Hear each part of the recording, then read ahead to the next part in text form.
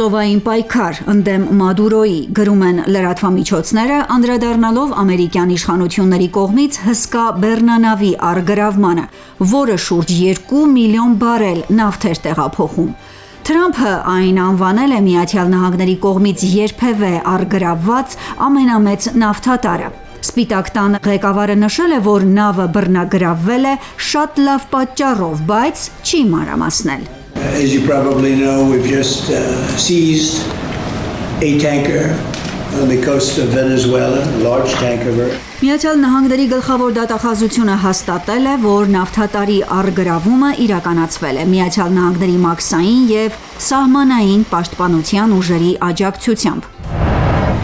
Ինչ է հայտնի նավթատարի մասին։ ԱՄՆ գլխավոր դատախազ Փեն Բոնդին սոցիալական ցանցերում հրապարակել է տեսանյութ, որտեղ երևում է, թե ինչպես են ԱՄՆ զինվորականները ուղղաթիռից պարաններով իջնում նավի վրա։ Հաջորդ կադրերում արդեն զինծառայողները զինված շրջում են նավի վերնամասով։ Կալանավորված նավթատարը, որը ԱՄՆ լրատվամիջոցներում նշվում է Skipper անվամբ, Վենեսուելայից ենթադրաբար դուրս է եկել դեկտեմբերի 2-ին, շուրջ 2 միլիոն բարել նավթով բեռնված և ուղևորվել դեպի Կուբա։ Միացյալ Նահանգների ֆինանսների նախարարության համաձայն Skipper-ը գրանցված է Մարշալյան կղզիների Triton ընկերության անունով։ Վերջինս 2022 թվականին դասվել է լիբանանյան Հեզբոլլահին աջակցող նավթի մաքսանենգության ցանցի մաս կազմող ընկերությունների շարքին։ Քաղաքական վերլուծաբանները կարծում են, որ Վաշինգտոնն իրականում ցանկանում է պաշտոնանկ անել Վենեսուելայի նախագահին։ Նախորդ ամիս երկու երկրների ղեկավարները հեռախոսազրույց էին ունեցել։ Զրույցը տևել էր 15 րոպե և ըստ անանուն աղբյուրների, դրա ընթացքում Թրամփը մերժել է Մադուրոյի խնդրանքների մեծ մասը։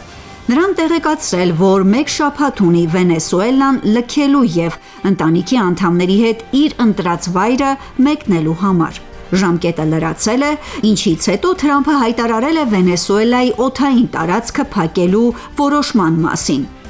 Ըստ Wall Street Journal-ի Սպիտակ տան ղեկավարը Վենեսուելայի առաջնորդին սպառնացել է նաև ուժով, եթե Մադուրոն չհեռանա պաշտոնից։ Նիկոլաս Մադուրոն հայտարարել է, որ ցամաքային, ռազմածովային և օդային ուժերը բերվում են պատրաստության բարձր մակարդակի, իսկ նավթատարի առգրավումը Կարակասը բացահայտ կողոպուտ և միջազգային ծովահենության ակտ է որակել։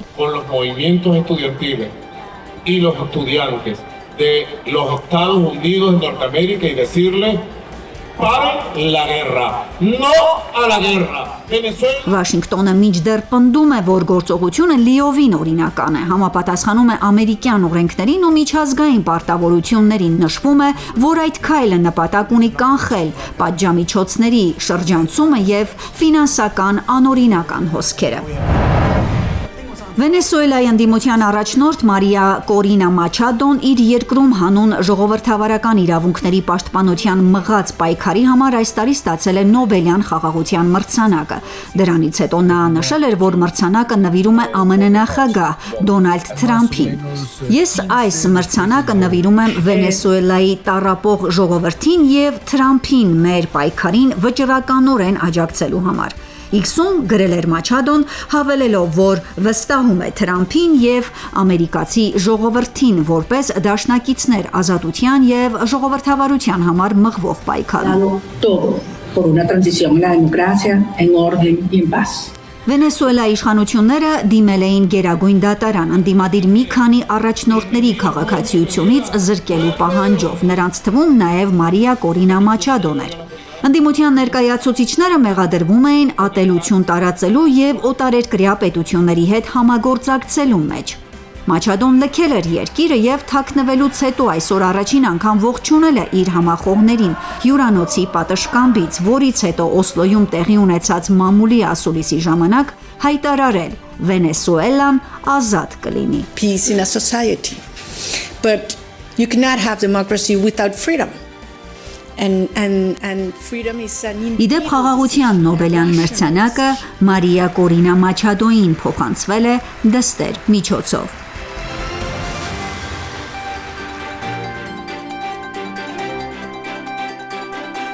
Հասմիկ Մարտիրոսյան, Ռադիոլուր։